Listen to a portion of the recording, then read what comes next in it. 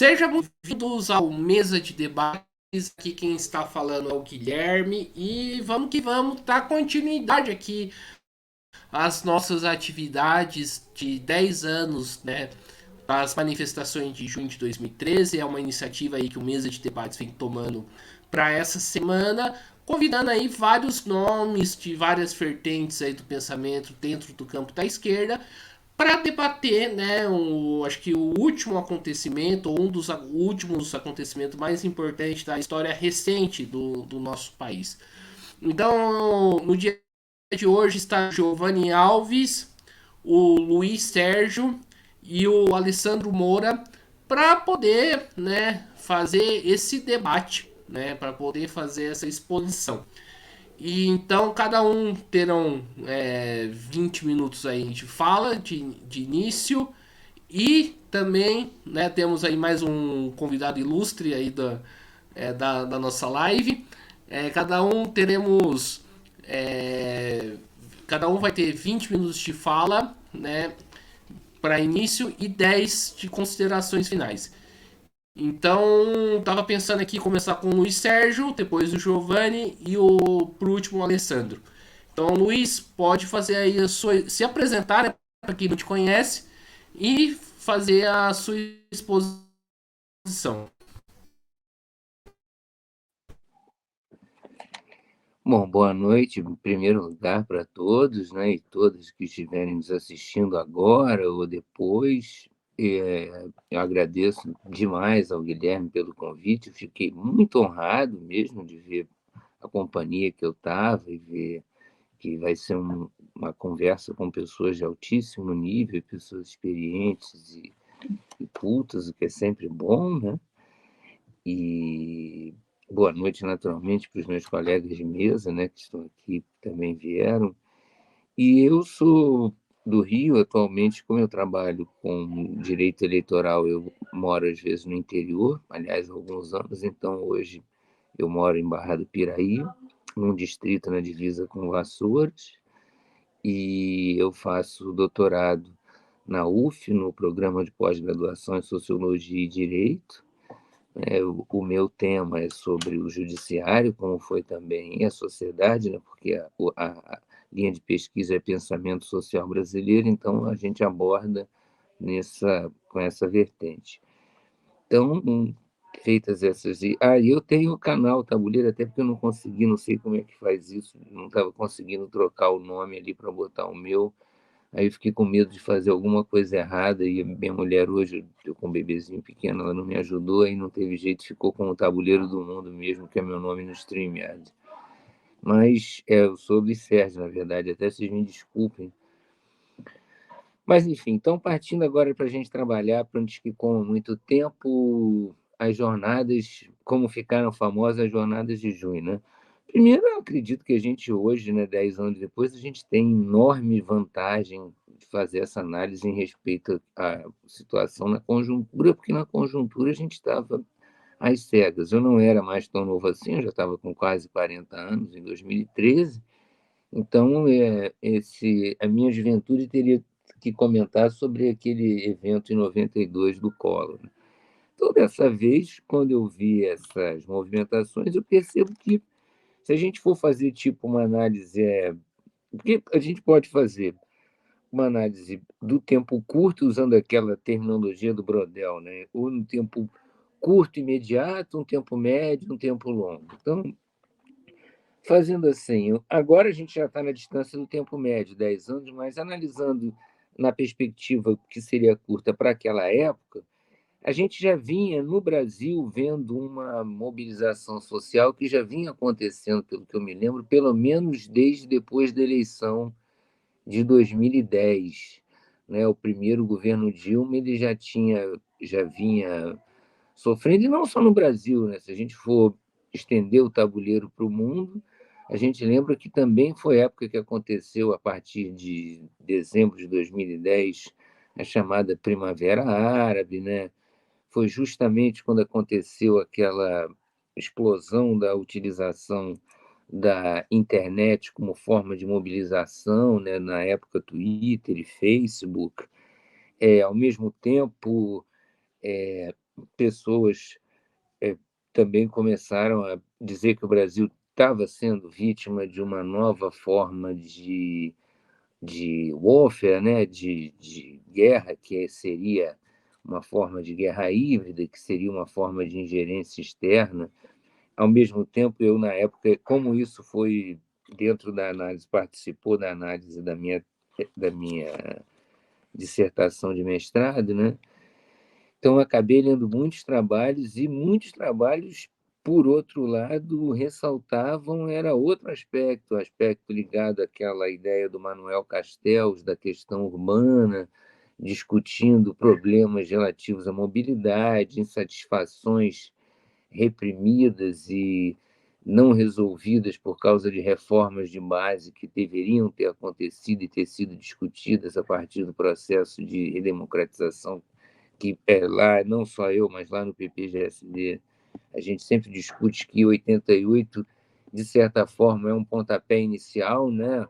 A Constituição de 88 não é a resolução dos problemas, mas seria uma forma de você sacramentar, vamos dizer assim, ou instrumentalizar um debate que já não era de hoje, que tinha ficado, de hoje que eu digo, daquela conjuntura, né, de 87, 88, e que vinha de um período muito anterior, né, desde a década de 60, abertamente, até antes disso, sobre as reformas de base. Então, a gente tem o problema da mobilidade urbana, a gente tem o problema da concentração, né, do preço excessivo nas grandes capitais, mas a gente também pode olhar de maneira, se a gente for olhar de maneira mais empírica, ou seja, percebendo que foram mais de 180 ou 190 cidades, ou seja, cada cidade tem o seu aspecto, cada local tem o seu aspecto local.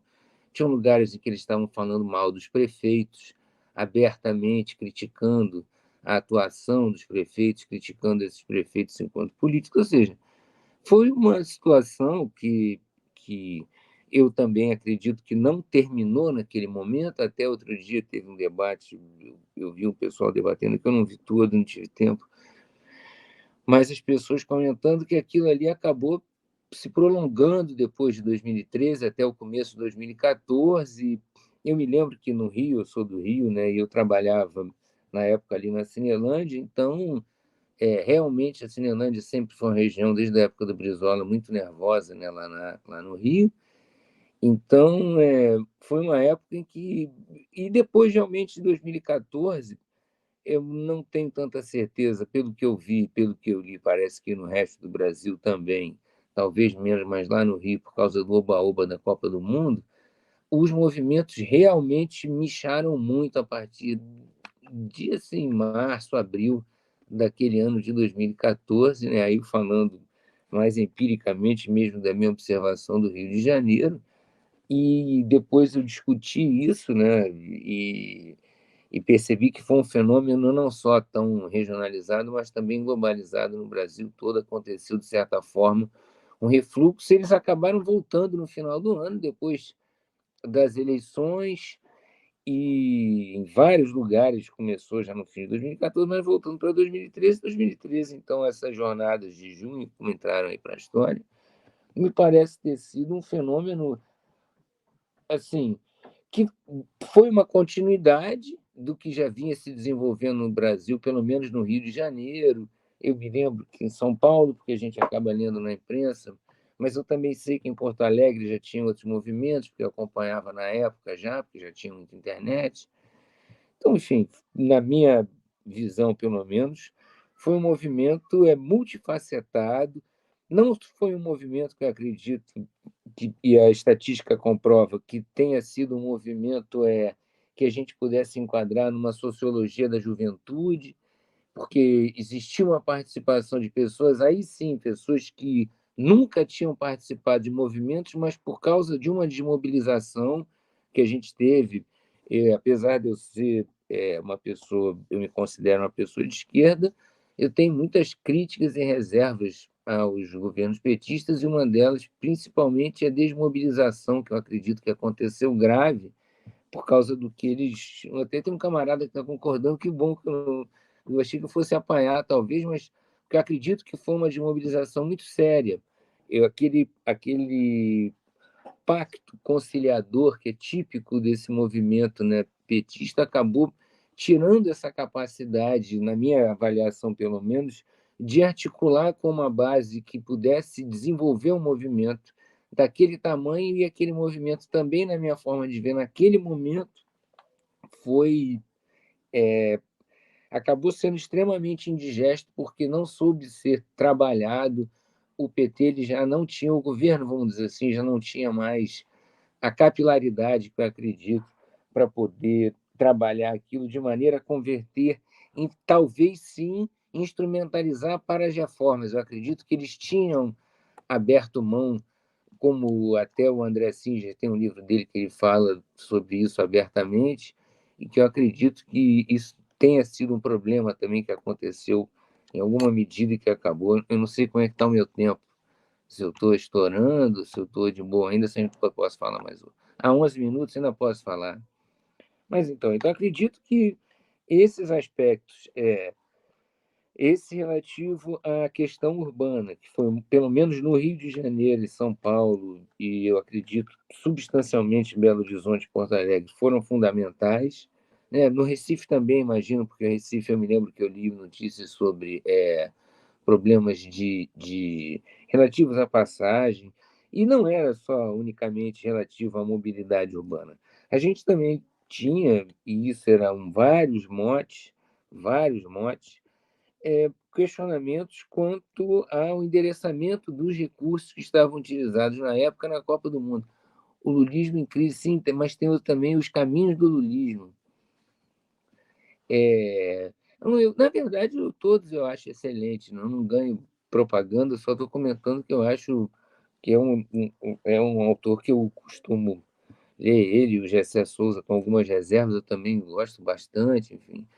Mas então, retomando, também tem um outro aspecto que, já que eu tenho tempo, posso falar um pouco, que foi a participação de movimentos sociais, muito especificamente aquele movimento Passe Livre, que ele já não era daquela época, eu estudei na época, que eu acho que ele já era de 2007 ou 2006, ele já era estruturado e já atuava há alguns anos, e com atuação forte em São Paulo e no sul do Brasil, né? No Rio também, nas cidades grandes, eu acredito, do Centro-Sul. E, nesse sentido, pelo menos analisando mais nessa micro, eu acredito que eles estavam relacionados, sim, com problemas de mobilidade, mas não só com esses problemas de mobilidade, né? Eles também estavam articulados com problemas de representatividade, que acabaram explodindo de maneira descontrolada, talvez, quando eles tiveram a oportunidade de se articular com os outros movimentos para poder fazer aqueles movimentos que viraram as jornadas de junho, mas que não foram só de junho. Né? Como eu estou falando, aquilo ali foi porque foi muitas cidades ao mesmo tempo, uma coincidência. Mas foi um processo que já vinha desenrolando, essas manifestações já vinham, não me lembro se 2010, final de 2010, mas com certeza 2011, 2012, em 2013 já vinham acontecendo também há meses, já vinha isso em junho, que atingiu-se no Rio mais de 1 milhão de pessoas marchando, né, pela Avenida Rio Branco, e São Paulo também, a população maior ainda, aí foi muito mais gente, ou seja, e essa articulação também desses grupos, dessas articulações de múltiplas origens e com múltiplos financiamentos, e que até hoje é uma questão que a gente tem dificuldade de conseguir fazer o rastreamento. Eu, na minha pesquisa de mestrado, não consegui entrar nisso, vou ver se for possível, vou tentar agora no doutorado, mas se não for, vou tentar em algum momento, porque eu vou tentar ver se eu consigo os dados, porque a gente precisa de ter autorização, né, para poder saber se as pessoas não declaram abertamente.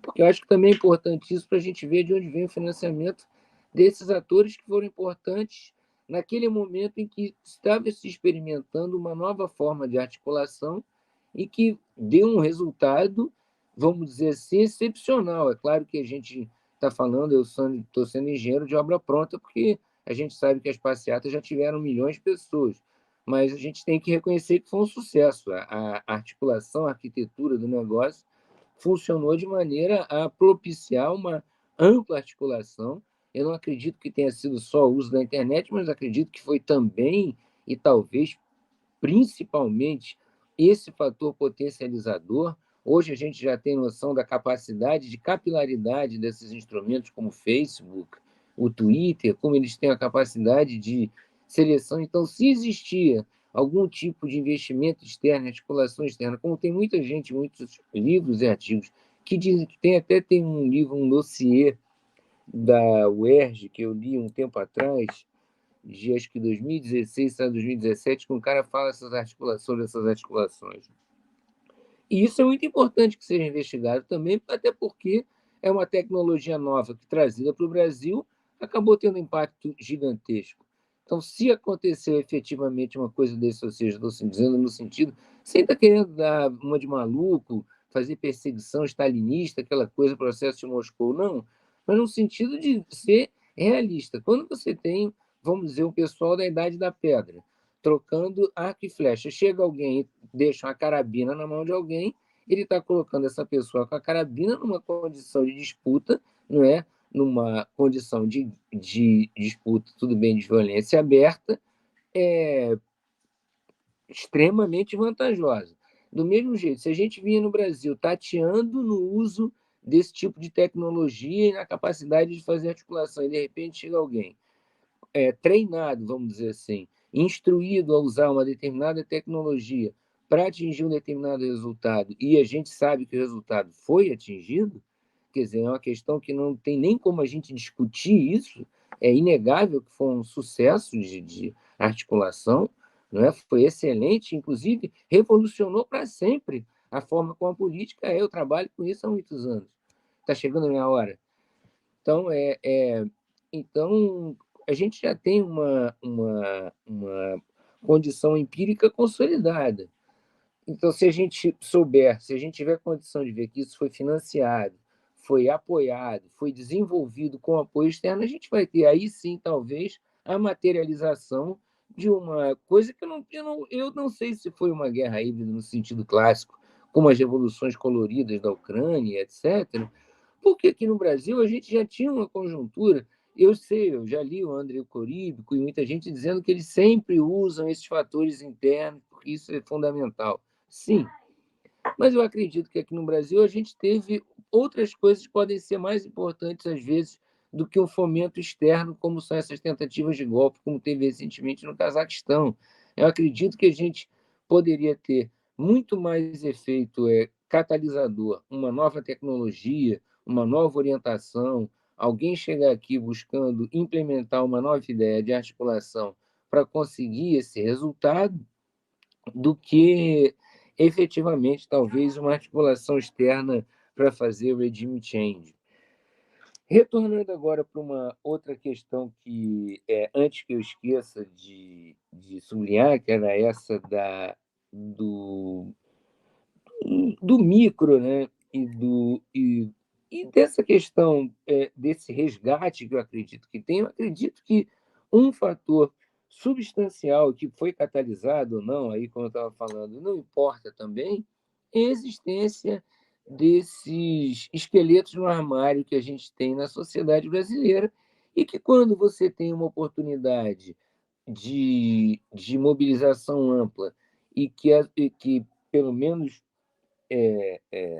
as pessoas, né, que escrevem sobre isso percebiam e falavam, e as entrevistas que elas faziam mostravam que as pessoas estavam querendo ter oportunidade de falar, de ter o seu direito de opinião, direito de se manifestar respeitado. Queriam ter a sua voz de falar, porque talvez só o exercício da cidadania, através do exercício regular e periódico do voto, não tivesse sendo suficiente, né? E é uma reflexão que eu acho importante, apesar de eu não ser antropólogo, né? E até estou fazendo agora algumas matérias para aprender melhor a fazer essa análise dessas entrevistas, mas eu acredito que eu também verificava isso quando eu participava das manifestações no Rio, na Cinelândia. Nunca fui um participante desses mais alucinado, mas eu acompanhava, né? Afinal de contas, e aí, até porque eu, como eu já falei, já estava com 30 e tantos anos, não tinha mais 20, 19 anos para ficar lá na frente apanhando. 2 minutos. Bom, então, acho que eu já vou só fazendo, então, o resumo. Como eu disse, a gente está no que a gente poderia considerar o prazo médio na terminologia do Brodel, e eu acredito que isso é uma vantagem substancial para a gente fazer uma análise do que a gente não sei se aquilo seria um ciclo, se aquilo seria um momento, se aquilo seria uma circunstância ampliada, não é? Uma conjuntura que já não vinha só de 2013, que não foi, pelo menos na minha forma de ver e por tudo que eu li, que não foi tudo, naturalmente, minha leitura não foi, vamos dizer assim, ela foi substancial, mas eu não li absolutamente tudo que foi escrito, então, pelo que eu li, a gente pode perceber várias motivações diferentes semelhantes nos diversos lugares, né? Porque, como eu também falei, a gente pode fracionar isso para entender como um fenômeno que foi geral, mas também particular, um fenômeno muito urbano, mesmo em cidades pequenas e médias, são cidades, não foi uma revolução do campo, vamos dizer assim, é, e eu acredito que ainda se tem muito para ser estudado e discutido, e acredito que essa iniciativa sua, do Mesa de Debate, de trazer isso, é um grande avanço para a sociedade brasileira, e muito obrigado.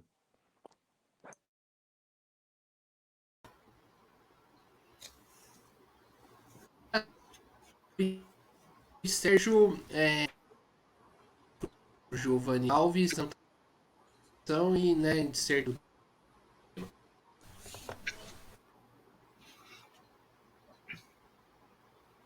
Bom, pode falar, né?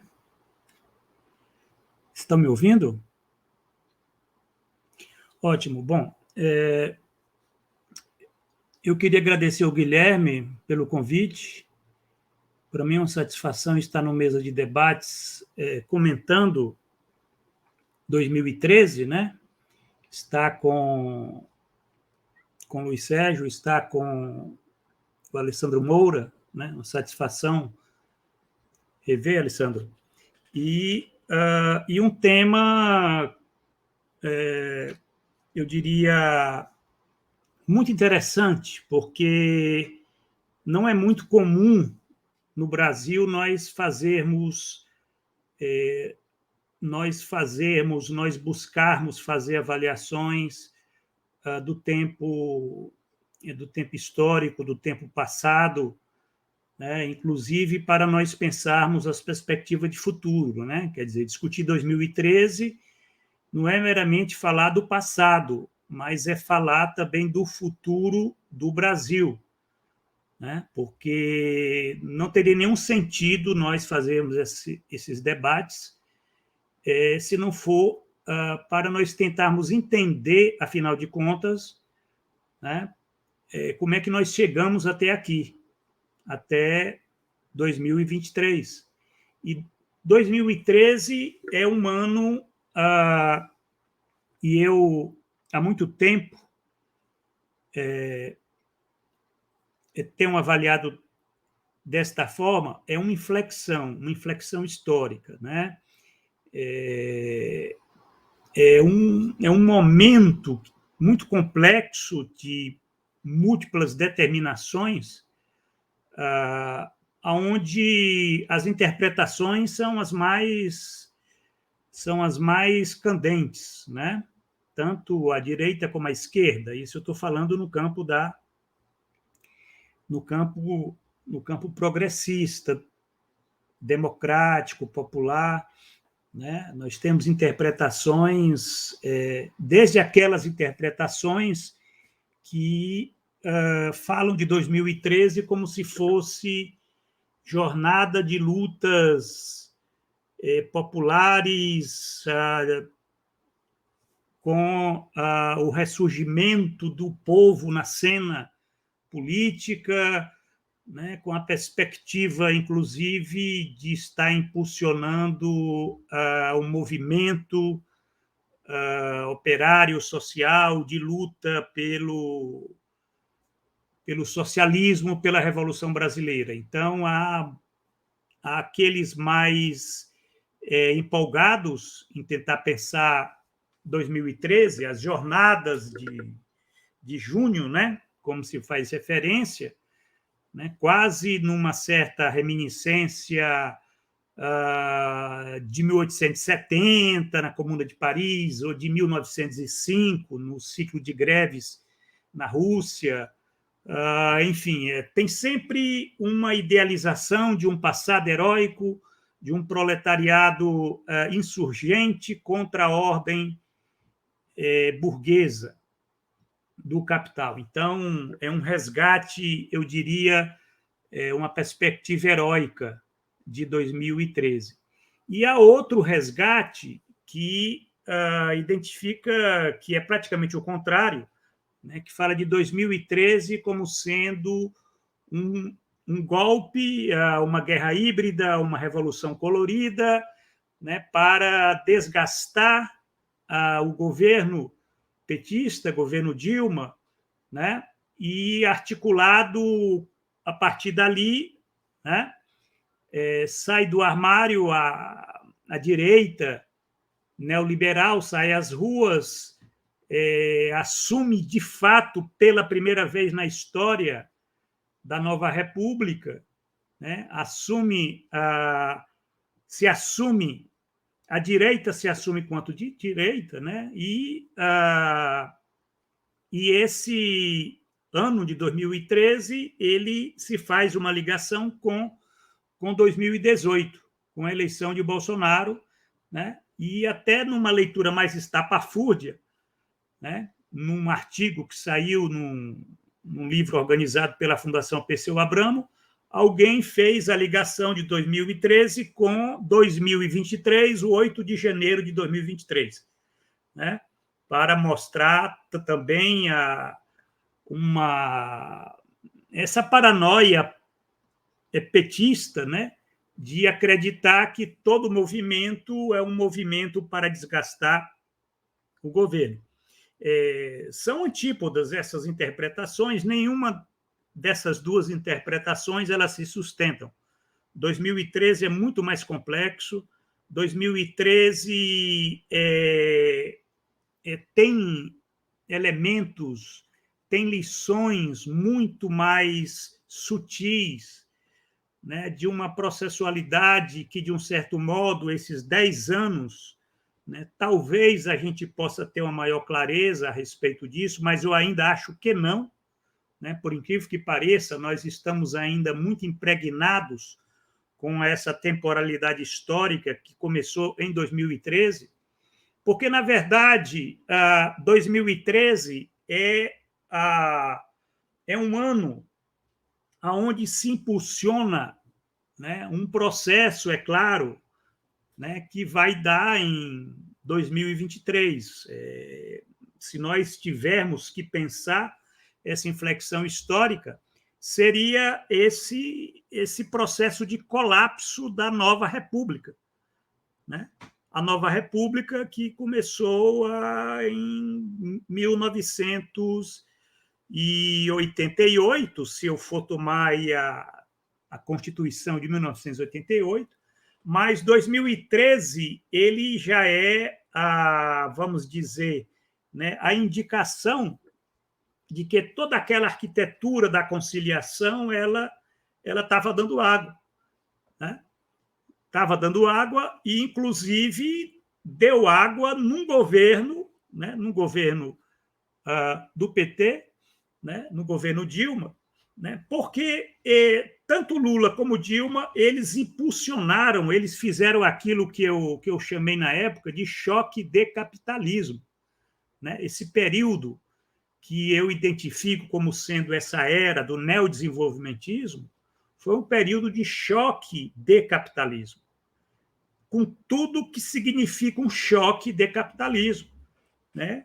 O acirramento das contradições sociais, principalmente no tecido urbano, da mobilidade, a insatisfação com uma condição de proletariedade, de amplas camadas médias, né? Quer dizer, os governos Lula e Dilma não conseguiram resolver essas questões, né, dos serviços públicos degradados, né, das metrópoles explodindo de insatisfação com as contradições de um país que, pelo menos a partir de 2003 a 2013, passou por um ciclo de crescimento, né, de acumulação de capital.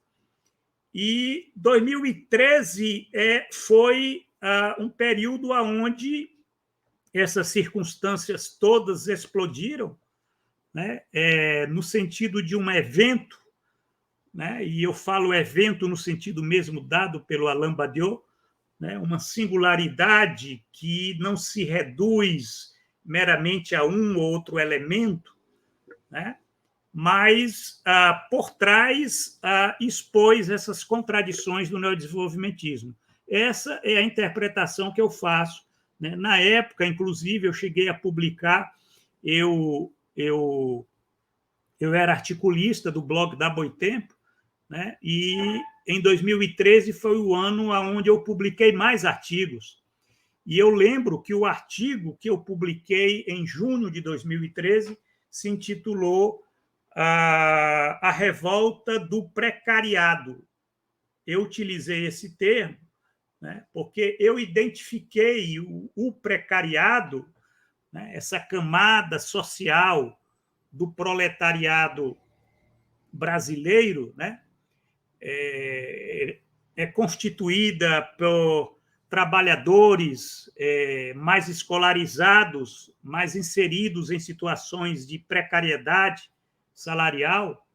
Quer dizer, inclusive eu aproveitei para desenvolver essa categoria, né, que é uma categoria onde é a síntese de todas as contradições do capitalismo global, né? Quer dizer, o capitalismo ele educa uma imensa multidão de jovens, né? Dá a esses jovens títulos, diplomas, mas quando saem da faculdade eles encontram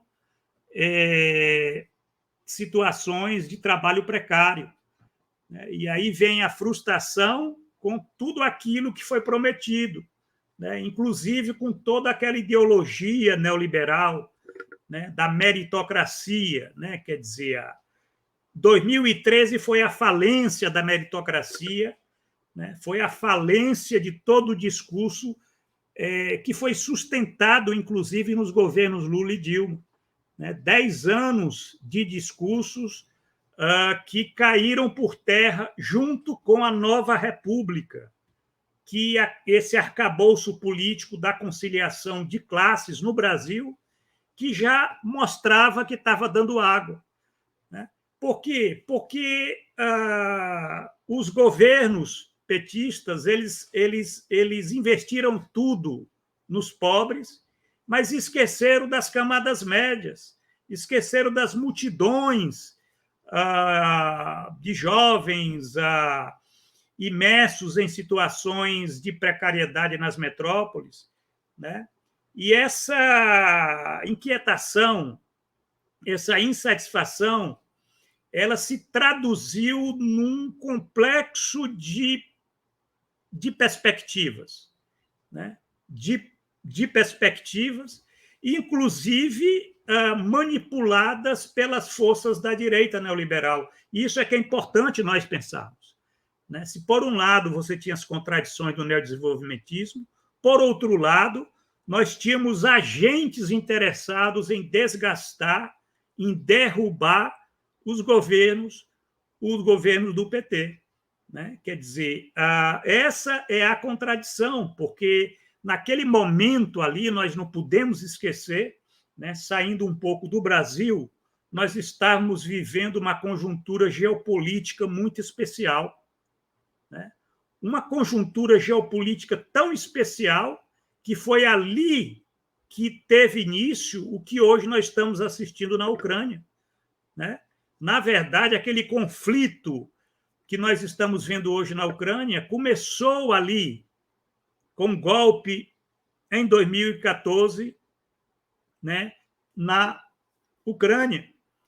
Quer dizer, é um processo, um enfrentamento geopolítico que, é claro, que estava se manifestando, né, não poderia deixar de se manifestar num país como o Brasil, que é um país importante dentro da geopolítica internacional.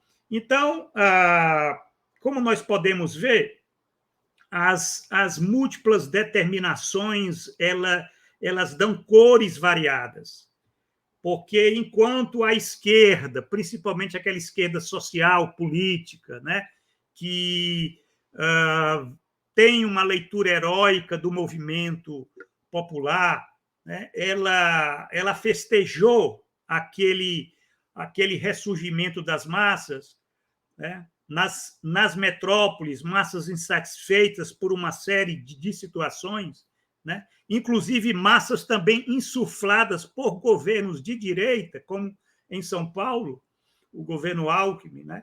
Quer dizer, havia interesse, sim, né, de desgastar quem estava no Palácio do Planalto, havia interesses, mas haviam determinações objetivas de uma insatisfação que era real com aquele modelo de desenvolvimento do país. O neodesenvolvimentismo ele estava dando água.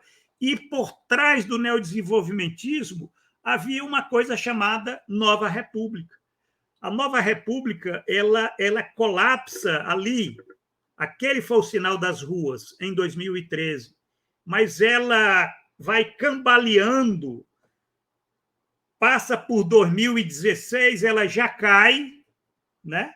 E é enterrada de vez em 2018 com a eleição de Bolsonaro, que é aquele símbolo, né, de uma república que hoje falida, que esse governo tenta administrar, né? Isso mostra que 10 anos, e aí eu já estou concluindo, Guilherme, 10 anos podem ser lidos nessa chave que eu estou dando aqui, né? Aonde, na verdade, 2013 também mostra os limites da esquerda brasileira, a incapacidade dela traduzir aquela energia das massas num projeto de disputa política e social para o futuro, né? Uma esquerda meramente envolvida com mobilização, como se energia significasse luz. Na verdade, faltou luz. Aquela energia toda ela foi canalizada, e aí vem um segundo movimento, né?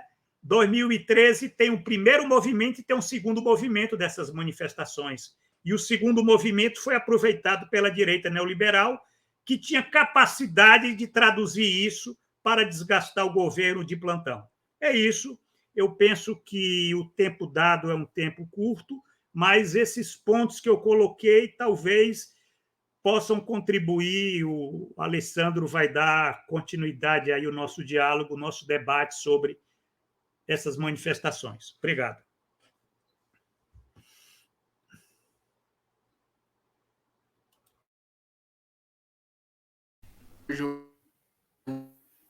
Alves e o Alessandro Moura, 20 minutos aí de apresentação, né, para fazer a sua apresentação e expor o tema. Boa noite, pessoal. Já agradeço de início aí o convite do Guilherme por esse debate, que a gente está todo mundo refletindo sobre isso nesses 10 anos. Agradeço aí aos camaradas também, Giovanni, que já me antecedeu, e o camarada Luiz também antecedeu aqui. Já colocaram muitas coisas que eu não vou precisar repetir. Eu quero fazer a partir de uma análise primeiro internacional, para depois pensar um pouco as consequências como é que esse processo se desdobrou nacionalmente, né? Passou muito rápido esses 10 anos, né? Eu abri o jornal no começo desse ano e estava falando já dos 10 anos de 2013 e parecia que tinha sido ontem, né? E acho que uma coisa interessante para se considerar, além desses elementos que a gente já colocou aqui, uma das coisas é a questão internacional, né? E a gente vivia um processo. Tem um livro muito interessante do Mandel sobre a questão, chama A Crise do Capital, né? Em que ele retrata esse último crescimento do capital no pós-Segunda Guerra e a crise de estagnação que entrou o capitalismo na década de 70, né? Já começando no final dos anos 60, né? Explodindo os primeiros movimentos já em 68. É interessante também já pensar esse negócio de 68, porque também foi uma coisa que foi trazida à baila, algumas demandas demandas de emancipação política que foram trazidas à tona de novo, né? As demandas dos costumes e tal. E então, em 68 para frente, começa a desacelerar a economia internacional, né? Um grande índice de crescimento internacional. E entra numa crise de estagnação nos anos 70, e que essa crise dura mais ou menos até o começo do ano 2000, né? Aí tem o Brenner, que discute isso também, tem o Arrighi, tem uma série de outras pessoas que discutem essa discussão também e atualiza esse debate. E dentro disso, a gente viu uma explosão também dos movimentos sociais de luta, do movimento trabalhador, da classe trabalhadora, mas também movimento de mulheres, movimento negro, de 68, né, até mais ou menos o começo dos anos 80, 83, 85 e tal. O Brasil participa desse processo com dois movimentos, o 68 em Osasco, né, o Cobrasma e também em Minas, né, movimento estudantil, depois a ABC Paulista, então tem esse grande movimento. Isso é interessante a gente pensar essa primavera, a última primavera de lutas sociais, de lutas trabalhistas que a gente teve, que foi muito importante. E dentro disso, né, pensar as experiências que se desenvolveram. O fato é que depois desse ciclo de lutas, esse grande guarda-chuva, que é o 68 até os anos 80, começo dos anos 80, depois disso as lutas sociais foram desacelerando. A gente fala que a gente viveu 20 anos de restauração burguesa, né? Que logo no final dos anos 80 começou a crise também dos países de transição socialista e tal, né? E uma ressaca dos anos 90, então a gente continuou. Duas coisas se combinam. Uma foi o declínio dos movimentos combativos de lutas sociais e tal, né? De massas, né? Não que deixasse de acontecer, porque isso nunca deixa de acontecer em determinada medida, mas uma queda significativa das mobilizações, né? E o aspecto da transformação radical do sistema, ela desapareceu de pauta, né? Nos anos 90. E aí, então, soma essa crise econômica, a estagnação, baixo crescimento, né, por um lado, e, por outro lado, um declínio das lutas sociais. E grandes ataques à classe trabalhadora. É sempre repetido isso, mas de Thatcher e Reagan, tudo, de lá para cá, né, e uma série de ataques aos direitos trabalhistas. Isso aconteceu a crise dos sindicatos, né, e dos partidos políticos e tudo mais. No começo de 2000, então, você tem uma nova onda de crescimento, né, que vai durar do começo da primeira década de 2000, de 2002 a 2008, 2000 a 2010, 2000 a 2013, né? A crise de 2008 foi um marco nisso.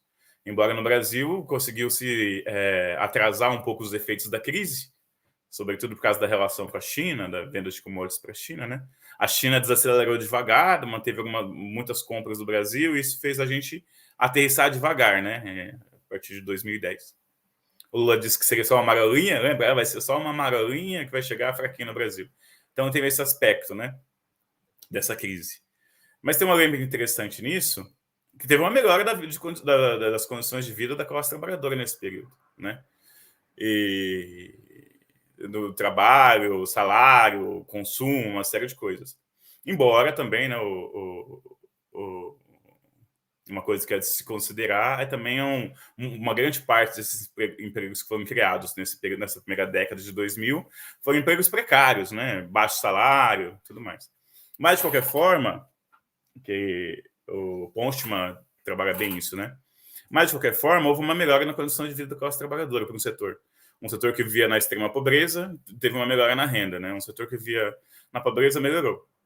Giovanni já destacou isso, né? A classe média foi a que menos conseguiu melhoras nas suas condições de vida, né? Não piorou, mas cresceu pouco, né? Mas, de qualquer forma, teve uma aproximação, que isso gerou todo esse debate de nova classe média, que eu acho um pouco besteira, mas nova classe média e tal, que, na verdade, é a classe trabalhadora com setores precarizados, que antes passavam fome, agora passaram a ter salários. Né? Então, não dá para imaginar uma classe média, o trabalhador que agora estava passando fome, agora conseguiu um emprego de R$1.000. Mas ótimo que conseguiu esse emprego de R$1.000. Isso é uma primeira fase desse processo. Só que alguns setores, amplos setores da sociedade, passaram a querer mais do que o que tinha. Porque, embora tenha tido melhora do salário, em determinado nível ganho salarial e melhora no consumo, o que a gente não teve foi transformações estruturais. E o PT já estava no governo há um certo tempo, ia ser 15 anos, né, de governo já. E o PT, então, acabou sendo alvo dessas críticas, por não ter tido as transformações estruturais.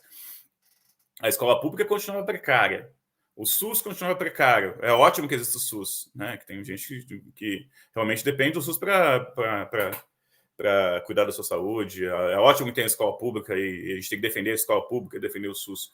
Mas estava aquém das demandas da população ainda. Demora para marcar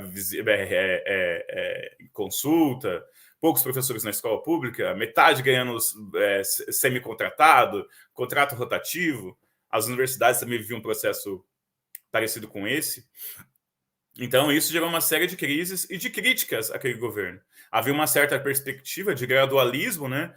Que o petismo ia conseguir melhorar a vida ano a ano, e cada vez melhor, como se não tivesse fim essa melhora nas condições de vida. E isso foi impossível, né? Então, isso acabou gerando um certo descontentamento interno. Tal. E isso se soma com os efeitos da crise internacional de 2008.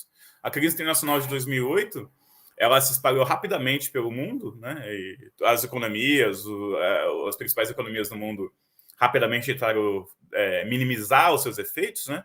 Mas era uma crise que apontava que o sistema capitalista não tinha para onde crescer mais, né? E crise dos capitais especulativos e essa coisa toda, né? E isso muito ancorado também no trabalho precário, né? De baixo salário, contra alta rotatividade, terceirizado. A gente fez muita campanha, a gente fez muito ato contra a terceirização, né? nesse período aí, né? E a crise de 2008, ela gerou uma outra coisa também, que foi um outro leque de luta internacional.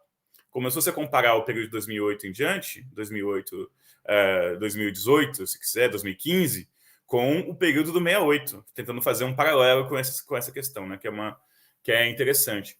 Mas isso levou uma crise da hegemonia norte-americana, né, da OTAN também. E a crise da hegemonia norte-americana e da OTAN, por sua vez, levou uma crise de dominação no Oriente Médio. Com isso, vários governos do Oriente Médio, ditaduras, governos autoritários, começaram também a ser abalados na sua perspectiva de dominação, né? Porque entrava menos dinheiro americano, entrava menos arma, menos tudo, né? Então teve os processos da Tunísia, da Síria, mas do norte do continente africano, no Egito, vários outros países foram entrando nesse processo, Marrocos, chegando até a Palestina, que a gente chamou isso de Primavera Árabe, né? Então esse processo como um todo, e isso contagiou vários países, né?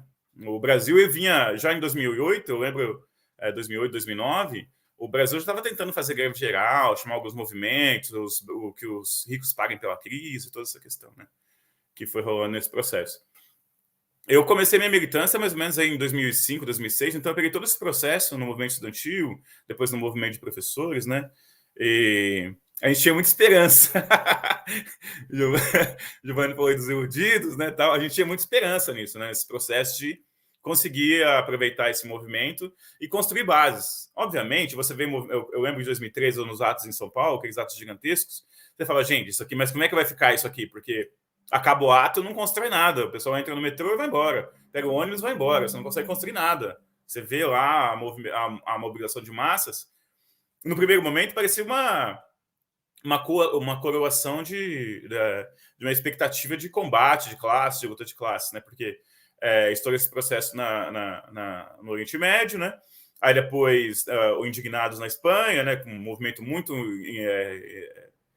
importante. O pessoal falava da juventude sem futuro, lembra? Jovens sem futuro, porque o pessoal tinha diploma universitário, tinha feito curso técnico, tinha feito tudo e não tinha emprego, tinha 40% de emprego entre os jovens, né? O pessoal, sem direito de aposentadoria, os mais velhos não queriam se aposentar e não se criava mais postos de trabalho. Nos Estados Unidos, migrando a sua indústria para a China. Então, aquele monte de cidade fantasma nos Estados Unidos, né? E aí surgiu esse movimento Indignados, depois o Podemos, né? E tentando canalizar isso. Depois também o Occupy Wall Street, né? 99% contra 1%, que eram os 99% que vivia trabalhos precários, baixos salários, alta rotatividade do trabalho, né? E sem direitos sociais, morador de rua, série de coisas, enquanto 1% acumulava. Então, isso colocava uma série de elementos que parecia que era uma abertura de uma nova fase de combates, né, de luta e de enfrentamento dos limites históricos do capitalismo, né, estruturais do capitalismo, né. E aí teve os movimentos na Argentina, também greve geral na Argentina, 2011, 2012, parou tudo, metrô. Passei um mês lá nesse período, em 2011, aí estava tudo parado, coisa linda de se ver. Corte de rua, piquete, paralisação de rodovia, greve de aeroviários, né, e tal. E processos aqui no Brasil também e tal. Então, isso foi um elemento muito interessante, né? E aí, isso também, o Brasil demorou para ter essas lutas radicadas, lutas de massa. No Chile estava rolando também, rolou em 2005, né, a Marcha dos Pinguins, aí depois 2011 rolou de novo, né, e 2011, 2012, e o Brasil não acontecia nada. A gente só em pequenas lutas isoladas e tal, né? Lutas dos professores universitários, professores da rede pública, bancários, né? As categorias de funcionários públicos do Estado, que podem ser enquadrados como baixa classe média, se quiser, né, tal. Para mim, classe média é um setor da classe trabalhadora que vive de salários acima da média nacional, né? Então, para mim, classe média é classe trabalhadora, né? Embora você possa falar, o cara é assalariado, ganha 10 mil, ainda assim vende a força de trabalho dele e tal. Ele está muito diferente do nível médio da classe trabalhadora, da massa trabalhadora. Você joga no IBGE, a massa trabalhadora hoje ganha R$ 2.800 por mês. Sabendo que está os que ganham 2.800 e os que ganham menos também, está tudo nesse bolo aí, né? Que acaba virando uma média geral, né? Então, e aí, então, você tem esses elementos. Aí, quando começa, então, os processos de 2013, eu coloco dentro dessa marca, né? Uma crise internacional que estava se gestando e que estava chegando forte no Brasil, começou a desacelerar o crescimento. O Brasil não ia poder crescer, teve ano de crescer 7%, 6%, né? O Brasil não podia crescer 7% durante 20 anos, 30 anos, 50 anos, sem mexer na estrutura produtiva, sem mexer em nada, né? Apenas com o setor de construção civil e o setor de frigorífico, né? Não é possível que se mantivesse tanto, né? Tal. Ser uma reforma agrária que distribuísse terras aos trabalhadores do campo e mudasse a questão produtiva, né? Sem fazer uma reforma urbana, sem nada disso, como é que você ia conseguir outros níveis de... Nossa, já foi tudo isso. Falta 5 minutos. Eu só me apresentei aqui. E aí, então, 2013 abriu essa expectativa, né? Muito interessante e tal, de transformação. Então, acho que uma coisa principal, um conceito que eu queria colocar aqui é isso. A princípio, essa massa difusa, eles se levantam contra as limitações estruturais, querendo mais, avançar mais. Mal sabia as massas que a coisa ia piorar mais ainda, né? Mas querendo mais, né? Porque a propaganda que o Brasil era um país que crescia, que se desenvolvia. Mas aqui, para a classe trabalhadora, o que a gente via era que as condições continuavam precárias, né? Trabalho, salário, moradia, transporte, saúde, educação. Infraestruturalmente, não se mudou nada, né? Óbvio que o pessoal fala do consumo, né? Comprou TV, financiou carro, beleza, isso tudo aconteceu, mas ainda assim, sem uma melhora substancial da condição de vida da classe trabalhadora, né? E aí, então, esses movimentos de massa, eles vão se intercalando. É interessante pensar esses 10 anos e tudo que acontece, né? Nesse período para frente. Depois, 2015, teve as lutas estudantis os alunos da rede pública, teve greve geral, tem as pesquisas que mostram as greves, e o salto de greves que teve foi maior do que o salto de greves dos anos 80, teve muita greve, então não foi só ato estudantil secundarista e universitário e classes médias fazendo protestos. Teve muitos atos, teve muita greve de trabalhadores, né? De várias categorias, né? E tal. Você pode olhar esses dados, tem esses dados agregados aí, fácil de conferir. E aí, esse primeiro momento, que é uma crítica das massas contra a estrutura precária, contra a política do reformismo, um reformismo insuficiente do petismo, né? Um reformismo insuficiente. Pensar também que o Haddad era prefeito no momento da eclosão dos atos de 2013, né? E a política foi horrível, foi de repressão, né? E a polícia massacrou o militante, foi terrível isso, né? E tal. Embora a polícia se sentiu agredida ainda. Eles ficaram com sede de vingança, por isso votaram no bolsonarismo em peso depois. Mas então uma mudança. Primeiro, essa crítica à estrutura de dominação, à estrutura de exploração, à estrutura política corrupta. O Estado é corrupto, o parlamento é corrupto, a gente sabe que tudo isso é verdade, né? Mas teve uma mudança aí no sentido quando você começa a ter a direita investir pesado nos atos, né? Porque aí a crítica à estrutura social, a crítica ao Estado, às instituições do Estado, elas se transformam em críticas ao governo, à gestão estatal. E nisso se investe pesadamente essas empresas, mega empresas, ou um setor dos latifundiários, né, do agronegócio. E isso traz à tona um novo bloco. Esse bloco junta o setor armamentista, que quer vender arma, que em vez de enfrentar os temas da segurança pública, você libera armas e faz um lobby com a indústria armamentista. Eles investiram pesado nas eleições. Juntou o setor todo da igreja, que eles tinham aquela coisa da neopentecostal de avanço, de conquista e tal, né? E também começou a ter menos conquista para os fiéis.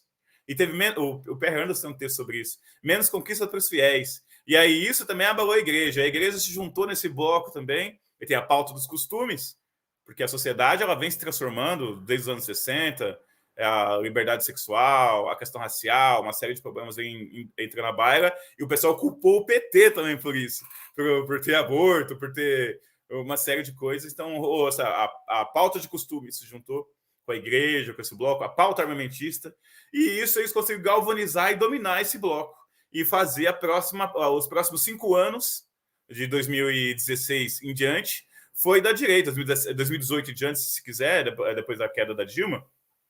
Essa parte é que vai hegemonizar esse bloco, né? E hegemonizando esse bloco, a crítica ao sistema virou crítica ao petismo, a um tipo de gestão.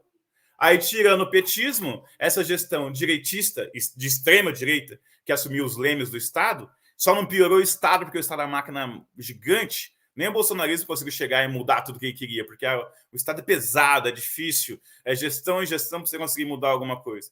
Eles pegaram esse Estado, varreram o PT e conseguiram implantar um período de regressão. Mais regressão para as questões sociais e de maior valorização do capital, dando espaço maior para a lumpenburguesia, uma burguesia que não liga para regras sociais, e políticos que não ligam para regras sociais também, regras políticas, que o lucro está em primeiro lugar e vão, inclusive, atentar contra a Constituição. Reivindicar trabalho escravo, reivindicar assassinato na periferia e todos esses elementos que a gente está vendo agora. Por outro lado, encerrando... Não, encerro, depois a gente fala no debate. Obrigado.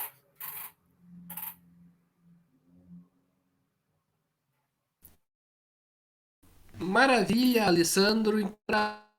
Né, rodada de considerações finais e quem quiser aí, obviamente, abordar mais coisas sobre o tema, fique à vontade.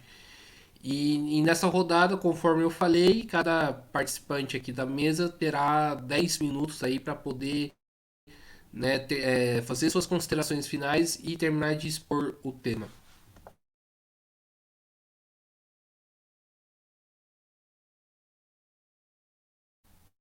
Bem, eu acho que o nosso camarada, o nosso companheiro Luiz Sérgio está com um problema, né? Então a gente pode.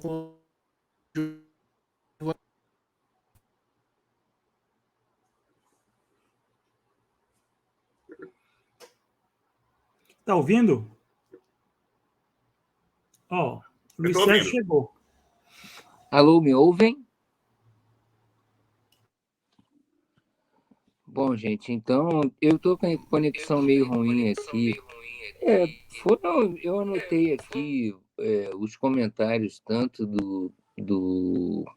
dos meus colegas aqui, do Giovanni, quanto do Alessandro. Eu acho que eles cobriram, assim, em amplo aspecto e aproveitaram para debater coisas que foram fundamentais. Eu vou começar primeiro pelo começo, né? Eu acho que o Giovanni tocou numa coisa muito importante, que foi aquele ponto de inflexão, talvez, que foi 2013, mostrando o quanto, né, aquele pacto já estava,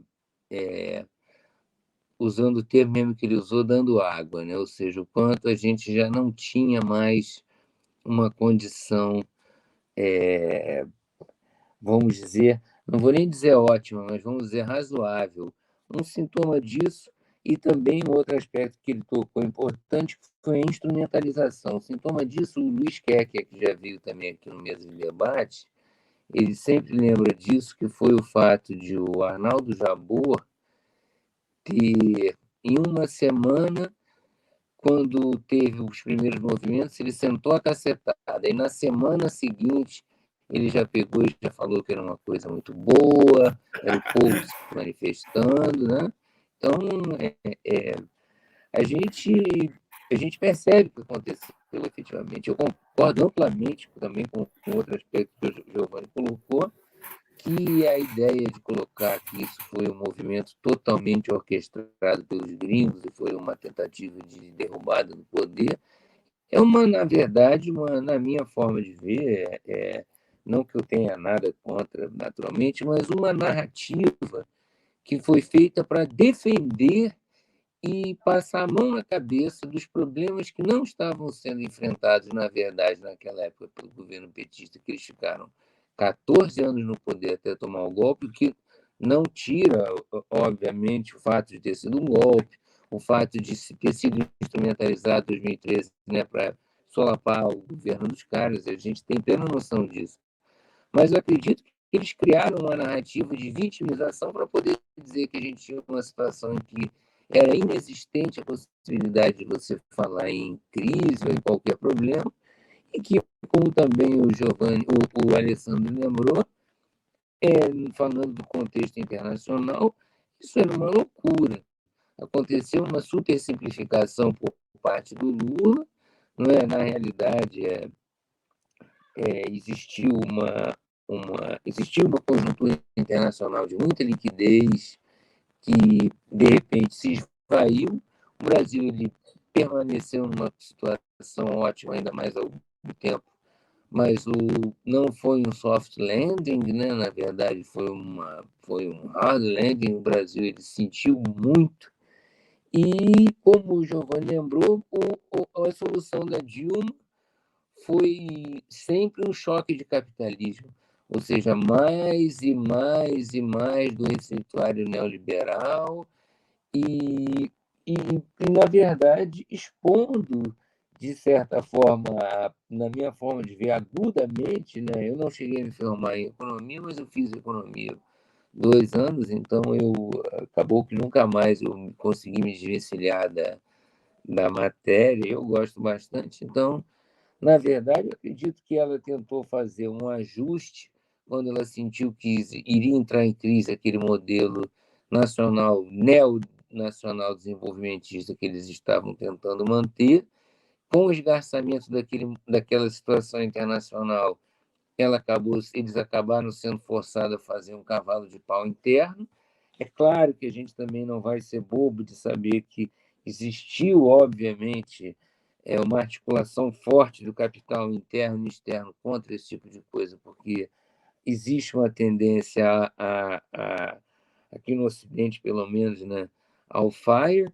Um aspecto muito importante que eu quero lembrar também, que o Giovanni lembrou e o Alessandro também, 2013 a gente estava vendo o começo dessa conjuntura que a gente está vendo na Operação Militar Especial, como os russos chamam, na Ucrânia agora. Foi justamente, eu lembro que eu estive na Europa seguidamente em 2013, 14 e 15 trabalhando na Itália. E aí, em 2014, foi justamente quando começaram as sanções e o evento que eu ia era em junho.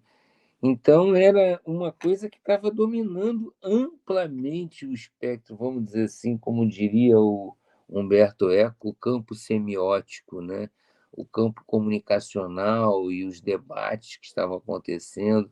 Os europeus ocidentais estavam extremamente incomodados, aqueles europeus orientais que eram da antiga esfera da União Soviética, estavam extremamente, porque existe um problema ali, acredito que histórico, entre aqueles eslavos orientais ali, que acaba refluindo naquelas relações intra-europeias. Então, eu acredito que a gente tinha, 2013, todos esses aspectos foram lembrados pelos dois, além dos que eu já tinha trazido, e tem muitos outros, senão a gente ia ter que ficar aqui 20 mil horas falando isso, porque tem muita coisa para se falar, né? Tem um aspecto empírico que eu acho sempre importante a gente lembrar, a gente toca em aspectos gerais, mas existe empiria local que seria importante algum dia ser feito um trabalho de uma articulação ampla para ser visto o que efetivamente estava acontecendo em cada local. Acredito, sinceramente, como os dois camaradas também tocaram, que existia um componente da crise da mobilidade urbana, mas não só da mobilidade, mas a crise da vida urbana em si, que é relacionada também com a crise da representatividade, da legitimidade. A gente teve, logo depois, a prova disso, quando a gente teve a transformação em heróis de agentes públicos do tipo político que não são eleitos, não é, que são o Sérgio Moro e o Deltan Dallagnol, num processo que começou logo depois, em março de 2014, começaram as operações espetaculares, trabalhando exatamente como lembrou o Giovanni, capitalizando em cima de uma coisa que já estava existindo e já era uma realidade material, mas vou aproveitar que o camarada já me avisou e como já falei bastante, acredito que já estou chovendo no molhado, queria agradecer muito essa oportunidade e se tiver outra oportunidade de debater novamente esses eventos que eu acho que é muito importante que seja discutido para que como sempre se diz, né, o conhecimento ele se produz em conjunto, né? E quando a gente tem a oportunidade das pessoas, porque a gente sempre anota que cada um chama atenção para um determinado aspecto, alguém se liga ou estuda ou presta atenção em um aspecto e o outro presta atenção em outro. Por isso que é bom também trabalhar em equipe, né? Muito obrigado, então, viu, pessoal? E um abraço e boa noite. Muito obrigado. Quero aqui agradecer a participação do Luiz Sérgio e passa a bola agora para o Giovanni. Só pedindo aí para os participantes, né, quem não for falar, tem um microfone desligado para não dar problema.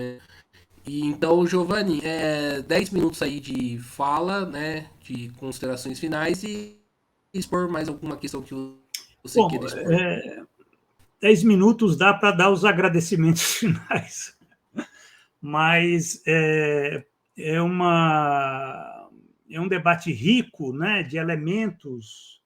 O Luiz Sérgio já mapeou aí a série de percepções de um processo complexo e o cuidado que nós temos de não fazer análises reducionistas, né, que para lidar com essa processualidade histórica, que ela é candente na particularidade brasileira. Eu queria focar nessa questão do Brasil, né? Que país é este? Essa é uma grande incógnita. Aquilo que a nossa esquerda nunca fez um entendimento mais radical. A 2013 também é um ano onde mostra os limites da esquerda, brasileira, e 10 anos depois a gente já percebe que essa esquerda acabou. Acabou. Em 10 anos se dissolveu a esquerda brasileira, não tem mais. Né? Você vê aí o próprio petismo é uma farsa completa, como está sendo agora. Esse governo totalmente imobilizado pelo Estado neoliberal. Esse Estado que apodreceu e está 10 anos aí insepulto. É um cadáver insepulto. Por quê? Porque não tem ninguém para enterrar. Não tem ninguém para enterrar. E esse período, 2013, ele expôs aquela época, a nova era daquilo que eu chamo do sociometabolismo da barbárie, que inclusive vai sair agora um livro meu com os ensaios, os artigos que eu publiquei de 10 anos como articulista da Boitempo, né, intitulado Capitalismo à Deriva, a Era do Sociometabolismo da Barbárie, porque o que nós vimos de 2013 para cá foram elementos da barbárie social no Brasil, que tem como característica principal isso que eu quero estar salientando, e nesses 10 minutos só dá para indicar, né, que é o apodrecimento do Estado burguês no Brasil, um Estado neoliberal. E mesmo governos como esse, governo de conciliação e de concertação, ou governo de frente ampla, é um governo que tenta administrar esse Estado, porque o PT, que seria o partido, não tem projeto de poder. É o partido que quer se acomodar nesse Estado que está apodrecido. E Estado é sociedade política, sociedade civil. Eu temo, e eu vou fazer uma afirmação contundente e vou calar, porque meu tempo já acabou, que 2013 tenha sido o último suspiro de mobilizações de massa no Brasil. Acabou. Acabou porque não tem partido para dar uma direção, a própria esquerda se dissolveu, vê o PSOL se dissolveu, as outras agremiações são insignificantes no movimento de massa, o sindicalismo está numa verdadeira letargia, apesar dessas greves corporativas. Né? Então, você tem essa incapacidade e uma sociedade civil neoliberal agarrada, fazendo movimentos no Facebook, no Instagram, no Twitter, mas não sai às ruas. Não sai às ruas. E uma direita neoliberal que ela pauta, inclusive, a discussão hoje dos intelectuais. Né? Os intelectuais são pautados pela discussão que a Folha de São Paulo, o Estadão, o Globo pautam. Então, eu temo dizer que 2013 foi o último suspiro da Revolução Brasileira. Agora, professor, como fica a esperança? A esperança que é a última que morre. Eu diria que nós temos que entender melhor essa nova sociedade neoliberal do Brasil para pensarmos essas contradições e as possibilidades desse país dar uma resposta a uma crise de civilização. 2003 foi apenas o início, né? Apenas o início. Eu espero que a esquerda volte a pensar, né? Porque até o momento ela está numa tremenda letargia, vive de um passado que não existiu e de um futuro que ela acha que ela está esperando, está aguardando, porque é a esperança, né? Então, eu agradeço aqui a ter ouvido as considerações do Luiz Sérgio, né? Ter ouvido novamente aí a Alessandro Moura, né? Foi meu orientando aqui na Unesp, campus de Marília, fez uma bela dissertação, né? E, pelo que eu vejo, continua com as suas análises muito perspicazes da realidade brasileira. É isso. E obrigado, Guilherme, pela oportunidade de estar falando aqui com vocês.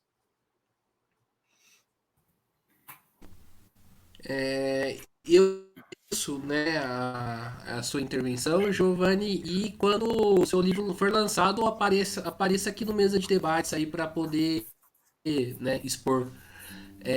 E para a gente finalizar, ô Giovanni, peço para que você desligue o microfone, por favor.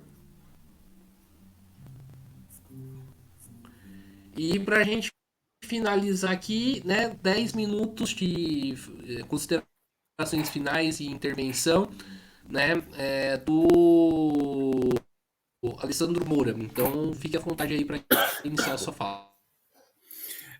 Agora nessa parte final, eu queria só traçar o final da tragédia que terminou esses últimos 10 anos, né? Então, se a gente viveu os primeiros 5 anos de combate, de auto-organização, desde greves gerais, né? Em 2017 teve uma greve geral importante, né? Uma série de atos dos estudantes, de professores, de bancários que ainda estava acontecendo nessa primeira fase aí, 2013, 2014, 2015. Aí a gente entrou depois num processo maluco no andar de cima, né? O Lenin tem aquela frase lá que um processo revolucionário ele se gesta quando quem está em cima não é capaz de manter em cima e quem está embaixo não aceita mais estar embaixo, né? Tal. E aí entra numa crise de dominação, né? Uma crise orgânica da dominação. Mas o que a gente viu, infelizmente, foi nesse processo aí, nessa segunda fase, né, de 2016 em diante, uma loucura na política, que a gente ficava totalmente desorientado, né? Primeiro, a deposição da Dilma, né, que foi um golpe, né? Até hoje tem gente que diz que não foi golpe. Embora tenha sido um golpe parlamentar, por dentro do parlamento, você tem um processo eleitoral, as pessoas votaram naquela pessoa e ela foi derrubada. E tem os áudios, e tem as entrevistas, tem um documentário interessante da BBC, provavelmente vocês já viram, mas talvez quem tenha assistido não, que é Brasil em Transe. São 3 vídeos. Aí o Intercept lançou mais um agora também, que também chama tem o mesmo nome. Então. É muito interessante de ver isso. Como que vai acontecendo todo esse processo do golpe, né, do impeachment e tal. E o que aconteceu? Nessa crise que estava o Estado, que estava a classe política, o que a burguesia fez? O que a classe dominante fez com seus representantes? Os representantes da burguesia deram de presente a Dilma. Como a gente chama de boi de piranha, né? Deu ela de mão beijada. E até o Lula deu ela de mão beijada, porque o Lula, uma hora, também falou que não foi golpe. Não, foi tudo institucionalmente feito, tudo mais. E o outro elemento da Lava Jato também.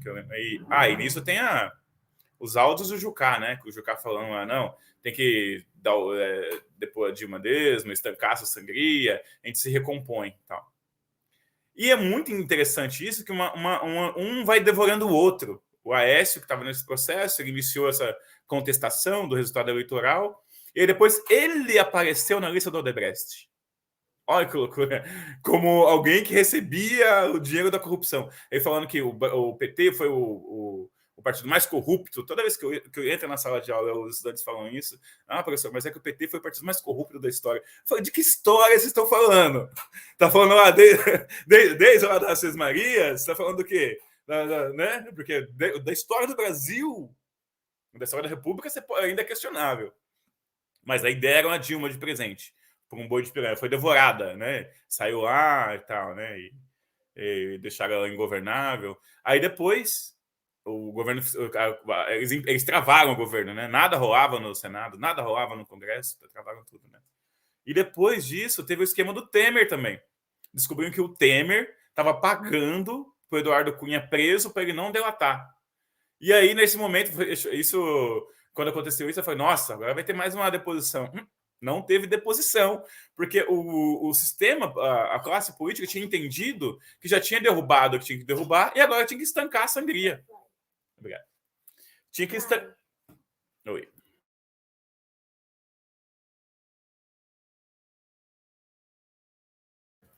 Tinha que estancar a sangria, né? E deixou ir os anéis e ficou com os dedos, né? Porque o petismo, tanto o Lula quanto a Dilma, eles cumpriram um papel importante para a expansão do capital, para o lucro da burguesia. O Lula falava até, né? Se orgulhava, tipo, os capitalistas nunca ganharam tanto quanto ganharam no meu governo. Foi preciso um metalúrgico chegar ao poder para a burguesia realmente ganhar dinheiro nesse país e tudo mais, né? Inclusive, a trajetória do PT, do Lula, foi uma tragédia, gente. Por favor, né? Tudo que aconteceu. Eu nunca fui petista, não sou petista, eu sou. Né, não sou dessa corrente, mas foi uma tragédia também, né? O que aconteceu na vida dos petistas, do Lula específico, né?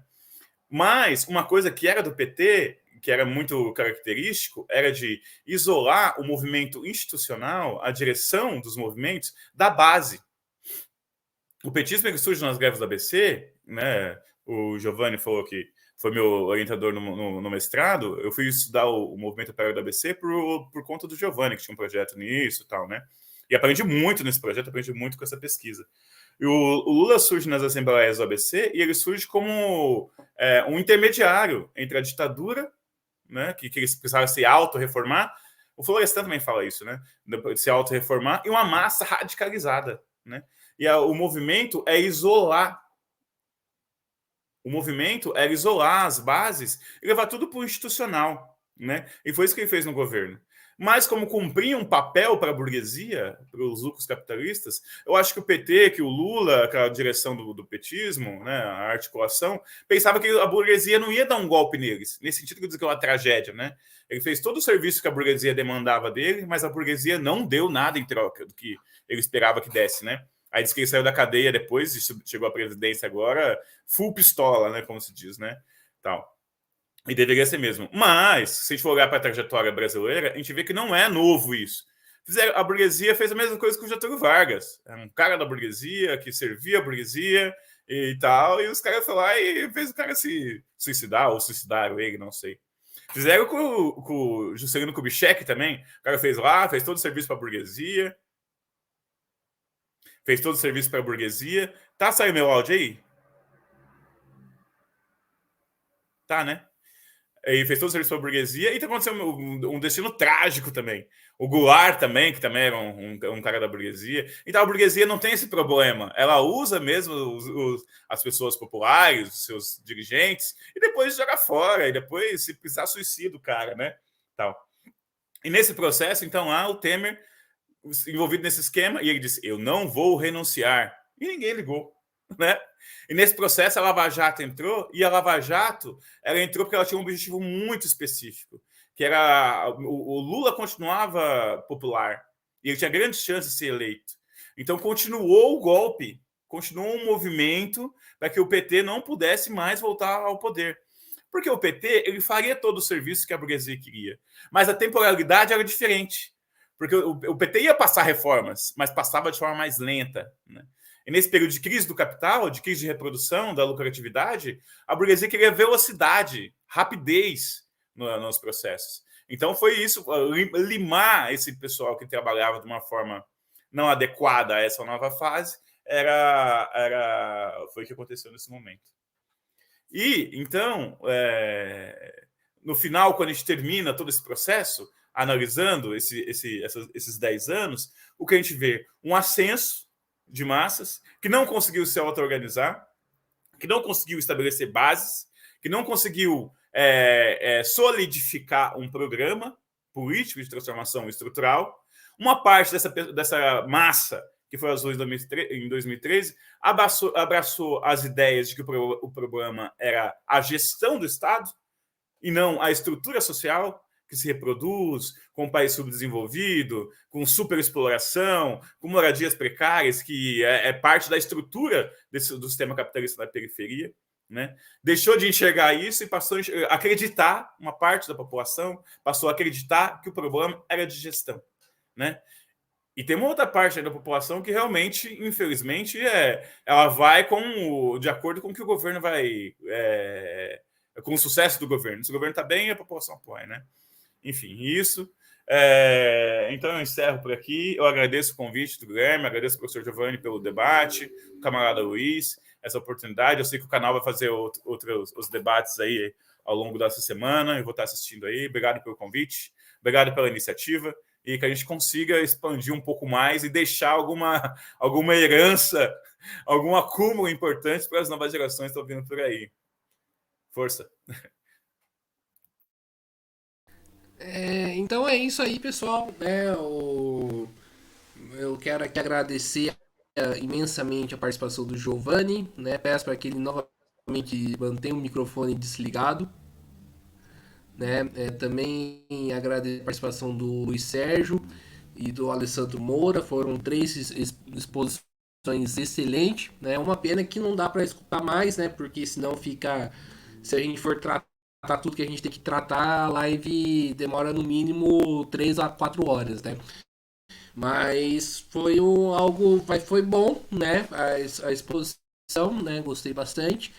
E amanhã vai ter mais debate sobre os temas das manifestações de junho, com o professor Amarildo, com o Marcos, também com o Babá e o Renato Dias e também o Benedito, né? Ambos trazendo aí perspectivas, visões diferentes sobre o mesmo tema. Então, fazer aquele finalizar, né? Pedindo aí para que você se inscreva no canal Podcast Mesa de Debates de Tudo Um Pouco. Curta, compartilhe, comente este e outros vídeos. Segue a gente no Instagram e também no TikTok e também, né, no Facebook e é isso aí. Então até a próxima. Amanhã teremos mais. Forte abraço e fui.